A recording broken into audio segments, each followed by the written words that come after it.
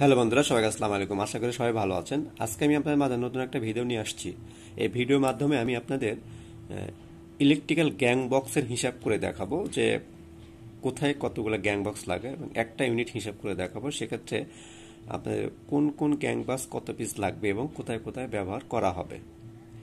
এটা করার জন্য আপনার যে কাজটা করতে হবে সেটা প্রথমে আপনাকে ড্রয়িং নিতে হবে। যে বিল্ডিং আপনি কাজ করবেন সেই বিল্ডিংয়ের ড্রয়িংটা নিতে হবে। এটা ফ্লোর প্ল্যান যেটা আপনার ফার্নিচার লেআউট থাকে সেটা নিলেই হবে। আপনার কাছে যদি ইলেকট্রিক্যাল ড্রয়িং নাও থাকে, আপনি যদি আমার ভিডিওটা শুরুতে শেষ পর্যন্ত দেখেন তাহলে আপনি অবশ্যই বুঝে যাবেন যে কোথায় কোন গ্যানবাক্সটা হবে এবং কেন হবে এবং কত কত পিস আপনাকে কিনতে হবে। এটা আমি আপনার ডিটেলস বর্ণনা করব। আপনার যেটা করতে হবে সেটা হলো শুরু থেকে শেষ পর্যন্ত আমার সাথে থাকতে হবে। আপনি যদি আমার চ্যানেল নতুন হয়ে থাকলে অবশ্যই সাবস্ক্রাইব করবেন, আর যদি সাবস্ক্রাইব করে থাকেন তাহলে অসংখ্য অসংখ্য ধন্যবাদ।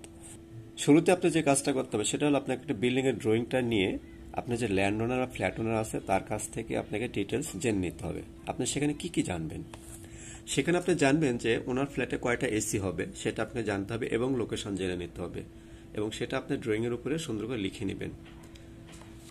তার ফ্ল্যাটে কয়টা করে পাওয়ার হবে, প্রত্যেকটা রুমে কয়টা করে পাওয়ার হবে। এখানে অনেকে দুটা নাই, কেউ একটাও নাই, নর্মাল একটা থেকে অনেকে দুটাও নাই। বাথরুমে কোনো পাওয়ার হবে কিনা, বাথরুমে কোনো গিজার হবে কিনা, আইপিএস লাইন হবে কিনা, washing machine, kitchen hood, telephone line, internet line, সমস্তগুলো আপনাকে জেনে নিতে হবে এবং ওই জিনিসগুলো আপনাকে ড্রয়িং এর উপরে সুন্দর করে লিখে নেবেন এবং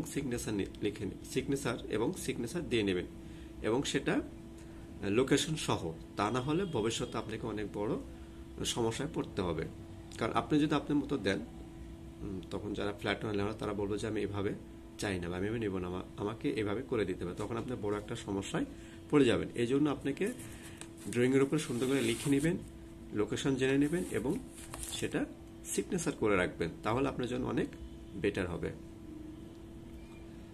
আপনার ড্রয়িংটা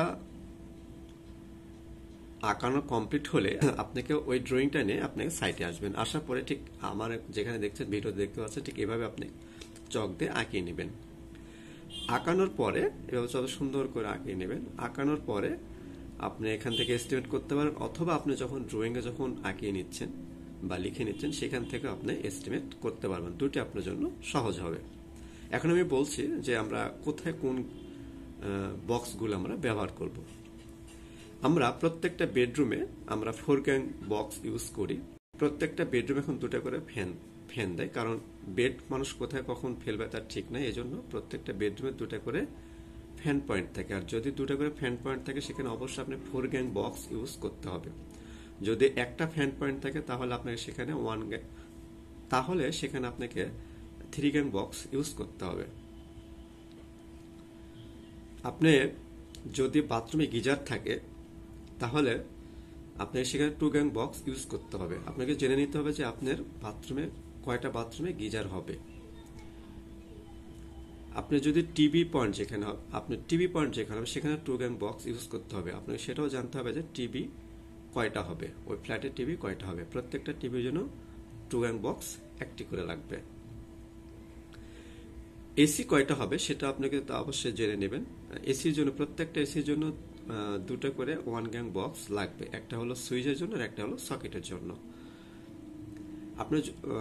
আপনার যদি বাথরুমে যদি পাওয়ার থাকে সেটা তো যাবেন, সেখানে 1 গ্যাং বক্স একটা লাগবে। কলিং বেলের জন্য একটা 1 গ্যাং বক্স লাগবে।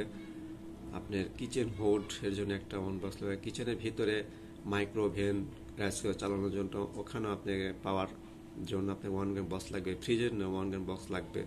সমস্তগুলো করে নেওয়ার পরে এবার আপনাকে দেখতে হবে যে আপনার টোটাল 1 গ্যাং বক্স কয়টা হলো, আপনার 2 গ্যাং বক্স কয়টা হলো, 3 গ্যাং কয়টা হলো। তাহলে আমি এখন বর্ণনা করব একটা 3 বেডরুমের একটা ইউনিট, ড্রয়িং একটা, ডাইনিং একটা এবং কিচেন। এখানে বাথরুম আছে হলো 3টা।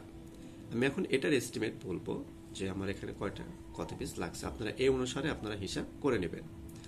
আমার এখানে প্রত্যেকটা বেডরুমের জন্য একটা করে 4 গ্যাং বক্স লাগছে। আমার বেডরুম হলো 3টা, ড্রয়িং এবং ডাইনিং, তাহলে হলো 5টা, আমার টোটাল 5 পিস। 2 গ্যাং বক্স লাগছে আমার এখানে, টিভি আছে 2টা আর 3টা বাথরুমের গিজার আছে, এই জন্য 3টা, তার 2 গ্যাং বক্স লাগছে আমার 5টা।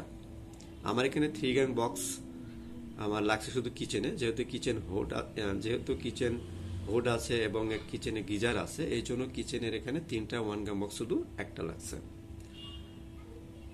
আমার এখানে এসি আছে 4টা, 4 দুগুণ 8টা 1 গ্রাম। বাথরুমে 3টা পাওয়ার আছে, 3টা পাওয়ার জন্য 3টা, আপনার ফ্রিজের জন্য 2টা। বেডরুমে যে পাওয়ারগুলো হবে, প্রত্যেকটা বেডরুমে একটা করে পাওয়ার, যদি কেউ এক্সট্রা চায় তাহলে এক্সট্রা দিতে হবে। আমার এখানে প্রত্যেকটা বেডরুমে একটা করে পাওয়ার এবং ড্রয়িং রুমে ডাইনিংয়ে একটা পাওয়ার, টোটাল হলো 5টা। ইন্টারনাল লাইনের জন্য একটা 1 গ্রাম বক্স লাগছে। টেলিফোনের জন্য টেলিফোন সকেট বসানোর জন্য একটা 1 গ্রাম বক্স লাগছে। ওয়াশিং মেশিনের জন্য একটা, ওয়াটার পিউরিফায়ারের জন্য একটা লাগছে। কলিং বেলটা হলো আপনার সিঁড়িতে, সেখানকার জন্য একটা লাগছে। এবং কিচেন হোড তো বললাম, কিচেন হোডের জন্য একটা এবং কিচেনের ভেতরে 2টা, পাওয়ার জন্য 2টা, আইপিএসের জন্য একটা। টোটাল আমার এই 3 বেডরুমের একটা ইউনিটে ড্রয়িং, ডাইনিং, বাথরুম, কিচেন এবং কলিং বেল মিলে টোটাল আমার এখানে 1 গ্রাম বক্স লাগছে হলো 27 পিস। এই মোটামুটি আপনার একটা বিল্ডিং এর আমরা কিভাবে আসলে জ্ঞান বক্সগুলো হিসাব করি সেটা বর্ণনা করলাম। এক নজরে আমরা দেখে নিই যে আমার এখানে কোন জ্ঞান বক্স কয়টা লাগলো। 4 গ্যাং লাগছে আমার হলো 5টা, 2 গ্যাং লাগছে হলো 5টা, 3 গ্যাং ছিল একটা এবং 1 গ্যাং বক্স লাগছে আমার 27 পিস।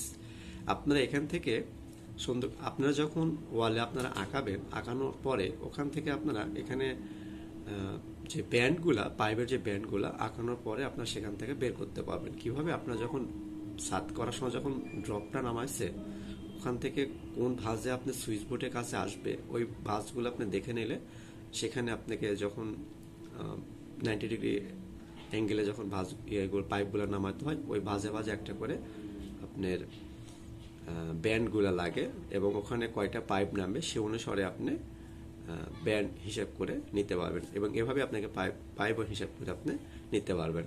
আর একটা কথা বলি, প্রত্যেকটা ইউনিটের জন্য একটা করে এইচডিবি বক্স লাগবে, যেখানে আমরা সার্কিট ব্রেকার লাগাই।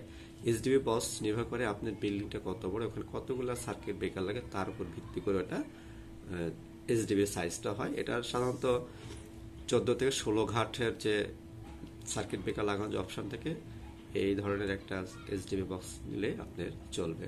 আশা করি বুঝতে পারছেন। ধন্যবাদ সবাইকে, ভালো থাকবেন সবাই, আল্লাহ হাফেজ।